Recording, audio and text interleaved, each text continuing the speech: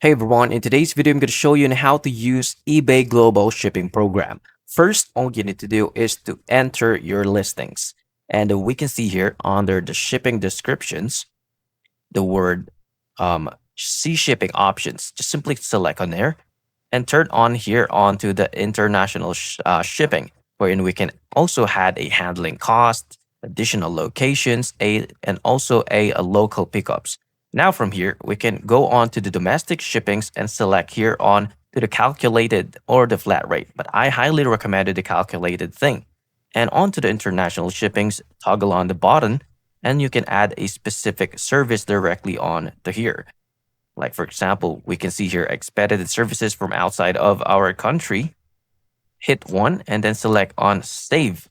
Now, all you need to remember is that you need to shipping the specific product on to your local country wherein they ship it globally, and they will handle the rest of the service. And that's it. Just simply save your listing and click on list it.